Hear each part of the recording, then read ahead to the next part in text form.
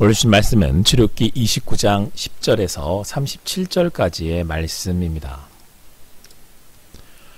너는 수송아지를 회막 앞으로 끌어오고 아론과 그의 아들들은 그 수송아지 머리에 안수할지며 너는 회막문 여호와 앞에서 그 송아지를 잡고 그 피를 내 손가락으로 제단 뿔들에 바르고 그 피 전부를 제단 밑에 쏟을지며 내장에 덮인 모든 기름과 간 위에 있는 꺼풀과 두 콩팥과 그 위에 기름을 가져다가 제단 위에 불사르고 그 소의 고기와 가죽과 똥을 진 밖에서 불사르라. 이는 속죄제니라. 너는 또 순양 한 마리를 끌어오고 아론과 그의 아들들은 그 순양의 머리 위에 안수할지며 너는 그 순양을 잡고 그 피를 가져다가 제단 위에 주위에 뿌리고 그 순양의 각을 뜨고 그 장부와 다리는 씻어 각을 뜬 고기와 그 머리와 함께 두고 그 순양 전부를 제단 위에 불사르라. 이는 여호와께 드리는 번제요 이는 향기로운 냄새니 여호와께 드리는 화제니라. 너는 다른 순양을 택하고 아론과 그 아들들은 그 순양의 머리 위에 안수할지며 너는 그 순양을 잡고 그것의 피를 가져다가 아론의 오른쪽 귓뿌리와 그의 아들들의 오른쪽 귓뿌리에 바르고 그 오른손 엄지와 오른발 엄지에 바르고 그 피를 제단 주위에 뿌리고 제단 위의 피와 간유를 가져다가 아론과 그의 옷과 그의 아들들과 그의 아들들의 옷에 뿌리라. 그와 그의 옷과 그의 아들들과 그의 아들들의 옷이 거룩하니라. 또 너는 그 순양의 기름과 기름진 꼬리와 그것의 내장에 덮인 기름과 간 위에 꺼풀과 두 콩팥과 그것들 위에 기름과 오른쪽 넓적다리를 가지라. 이는 위임식의 순양이라.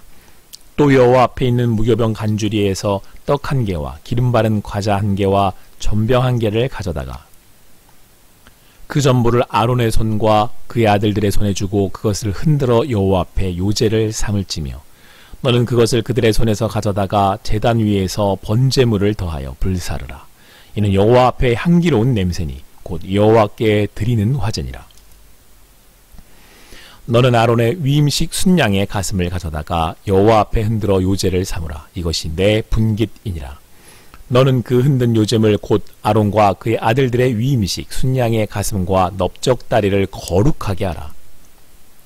이는 이스라엘 자손이 아론과 그의 자손에게 돌릴 영원한 분깃이요 거제물이니 곧 이스라엘 자손이 화목제의 제물 중에서 취한 거제물로서 여호와께 드리는 거제물이니라.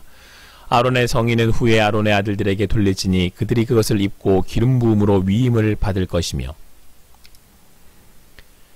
그를 이어 제사장이 되는 아들이 회막에 들어가서 성소에서 섬길 때에는 이래 동안 그것을 입을지니라. 너는 위임식 순양을 가져다가 거룩한 곳에서 그 고기를 삶고 아론과 그의 아들들은 회막문에서 그 순양의 고기와 광주리에 있는 떡을 먹을지라. 그들은 속죄물 곧 그들을 위임하며 그들을 거룩하게 하는 데 쓰는 것을 먹되 타인은 먹지 못할지니 그것이 거룩하기 때문이라. 위임식 고기나 떡이 아침까지 남아있으면 그것을 불에 사를지니 이는 거룩한 즉 먹지 못할지니라. 너는 내가 내게 한 모든 명령대로 아론과 그의 아들들에게 그같이 하여 이래 동안 위임식을 행하되 매일 수송아지 하나로 속죄하기 위하여 속죄제를 드리며 또 제단을 위하여 속죄하여 깨끗하게 하고 그것에 기름을 부어 거룩하게 하라. 너는 이래 동안 제단을 위하여 속죄하여 거룩하게 하라. 그리하면 지극히 거룩한 제단이 되리니 제단에 접촉하는 모든 것이 거룩하니라. 오늘 주신 말씀 출애굽기 29장 10절에서 37절 말씀을 통해서 징석을 죽이는데 제사가 된다고요? 라고 하는 제목으로 주님 주신 은혜를 함께 나누겠습니다. 지금 함께 나누고 있는 29장의 말씀은 아론과 아들들과 같은 제사장들, 그러니까 레위인들 중에 그들을 특별히 제사장으로 위임하기 위해서 치르는 위임 제사에 대한 말씀입니다. 하나님은 이 제사에서 1마리의 수소와 2마리의 양을 준비하라고 하셨습니다. 먼저 수소로 속죄제를 드리게 됩니다. 말씀에 따르면 수소의 피를 받아서 제단의 뿔에 바르고 나머지는 제단 밑에 이제 뿌리라고 하셨습니다. 이는 제물의 피로 죄 씻음을 받는다는 것을 말씀합니다. 이때 내장과 간을 덮은 모든 기름을 떼어서 제단 위에서 태우고 고기와 가죽과 똥을 진 밖에서 불사르게 되는데요. 희생제물의 고기와 가죽 등을 진 밖에서 태우는 이유는 희생제물로 드려진 짐승은 인간의 죄를 짊어진 불결한 것이므로 더 이상 거룩한 성소나 신앙 공동체인 이스라엘 진영에 머무를 수 없고 진 밖으로 내보냈던 것입니다. 이처럼 속죄제는 죄값을 치르기 위해서 제물이 대신 죽는 것으로 죄의 결과는 사망임을 말씀하고 있습니다. 자, 이어서 드리는 제사에 대한 말씀에서는 순양 한 마리를 이제 가지고 오라고 하십니다. 순양은 번제로 드리게 되는데요.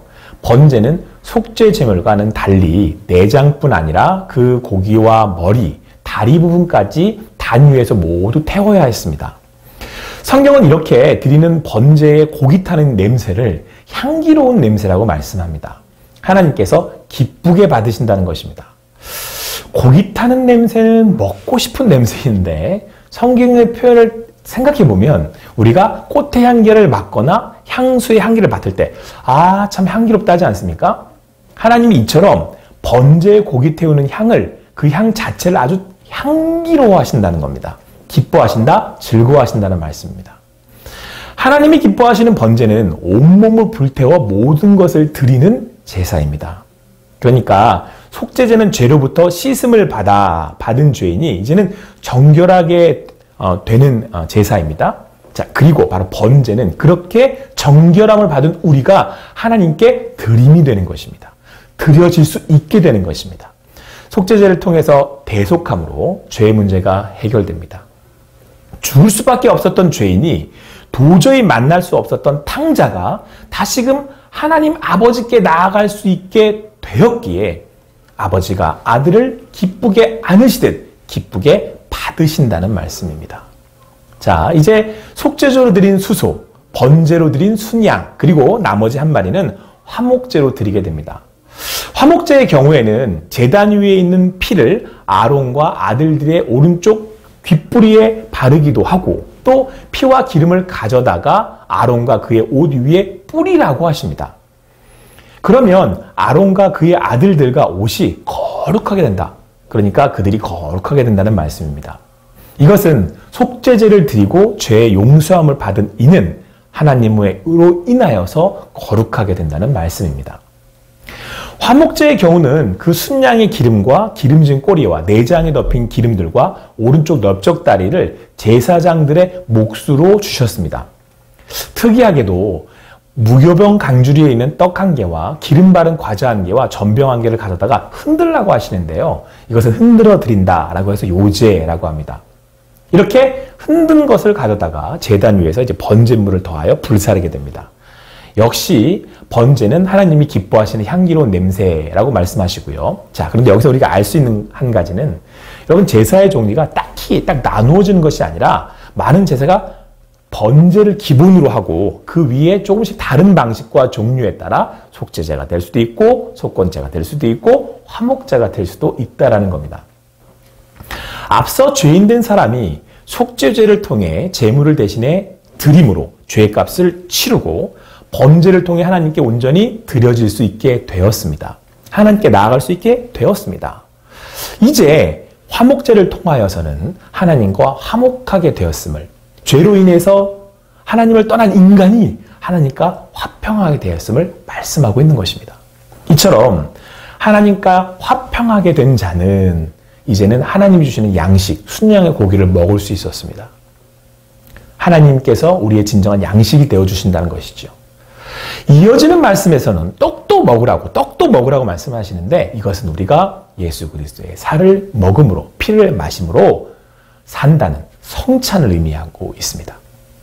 그리고 이어지는 35절에서 이제 37절까지는 제사장 위임식의 기간에 관한 규례입니다. 7일 동안 매일 속죄제를 드려야 한다고 말씀하고 있는데요. 여러분 7은 완전을 의미하는 숫자입니다. 바로 이렇게 드려지는 제사, 속죄제를 통한 죄의 용서, 번제를 통한 용납, 화목제를 통한 화평, 평화, 이 모든 제사는 하나님의 구원을 통한 하나님과의 화평을 말씀하고 있습니다. 죄의 용서와 구원을 통한 주님과의 관계의 회복을 말씀하고 있습니다. 이처럼 하나님은 죄인 이들 부르시고 그들을 제물의 피로 정결하게 하셔서 왕같은 제사장으로 삼아 주셨습니다. 이것을 히브리서에서는 구약의 제사가 하나님 구원의 계획이었으며 이것을 예수 그리스도를 통해서 이루심으로 죄인 되었던 우리를 구원하시고 왕같은 제사장으로 부르셨다고 말씀하고 있습니다. 할렐루야. 자, 그런데 성도 여러분, 여기 지금까지 드려진 제사에 있어서 반드시 빠지지 말아야 할 것이 있음을 우리는 알아야 합니다. 이렇게 드려지는 제사가 단지 도축장에서 고기를 먹기 위해서 짐승을 잡는 도살이 아닌 이유를 말입니다. 10절에 너는 수송아지를 회막 앞으로 끌어오고 아론과 그의 아들들은 그 수송아지 머리에 안수할지며 15절에 너는 또 순양 한 마리를 끌어오고 아론과 그의 아들들은 그 순양의 머리에 안수할지며 19절에 너는 다른 순양을 택하고 아론과 그 아들들은 그 순양의 머리 위에 안수할지며 그러니까 드려지는 제사마다 반드시 있어야 할 것, 이것이 없으면 제사할 수 없는 것, 그것이 바로 안수입니다. 제사에 안수가 없다면 제사는 제사할 수 없고 보통 고기를 그냥 먹기 위해 잡는 도축일 뿐입니다. 오늘 말씀에서처럼 무엇보다 앞서 반드시 꼭 이루어져야 하는 것이 바로 안수입니다. 안수는 제물에 기대어 서는 것을 말씀합니다. 이때 안수함으로 제사를 드리는 사람의 죄가 제물에 전가됩니다. 그리고 흠없는 제물로 인해서 다시금 제사를 드리는 자는 정결하게 되는 것이죠. 죄가 전가된 짐승은 죄의 싹스로 죽임을 당하게 됩니다. 죄인된 나를 대신해서 죽는 것입니다. 피 흘려 죽는 것입니다. 사랑하는 성도 여러분, 우리는 어린 양 되시는 예수 그리스도께 나의 모든 죄를 전가해버린 사람들입니다. 믿음으로 예수를 믿는다는 것은 나는 도저히 감당할 수 없으니 영원한 죽음으로 죄값을 치러했음에도 나의 죄를 그분에게 모두 던져버린 사람들이 바로 여러분과 저입니다. 우리는 그렇게 은혜로 구원을 받아 예수 그리스도의 살과 피를 먹고 마심으로 이제는 하나님과 화평케 되어 하나님께 드린 바 되어 세상이 줄 수 없는 참 평안을 누리게 된 것입니다. 하나님이 주시는 이 모든 것들을 자녀로서 누리게 된 것입니다. 영원한 영생을 약속으로 받고 살아가게 된 것입니다. 속죄제를 7일을 드려야 했던 또 하나의 의미는요. 바로 일주일의 삶이 나와 나의 하루하루의 삶이 바로 예수 그리스도로 인하여서 구원받아 내게 영생으로 주어졌다는 것을 말씀합니다. 우리는 오늘 하루를 은혜로 삽니다. 은혜로 구원을 받았기 때문입니다. 나의 죄를 모두 그분에게 던져버렸기 때문에 그렇습니다. 이제 모든 것을 주님께 맡기고 믿음으로 나아갑시다. 믿음으로 평안을 누리며 살아갑시다. 감사와 기쁨으로 오늘을 살아갑시다. 아무쪼록 오늘도 주시는 은혜의 말씀으로 주신 은혜를 그 주신 구원을 고백하시며 평안과 기쁨을 누리실 수 있는 여러분과 제가 되기를 간절히 소망합니다. 그렇게 주신 그 하늘의 복, 하나님의 자녀, 왕같은 제사장으로 오늘도 살아가시는 여러분과 제가 되기를 간절히 소망합니다.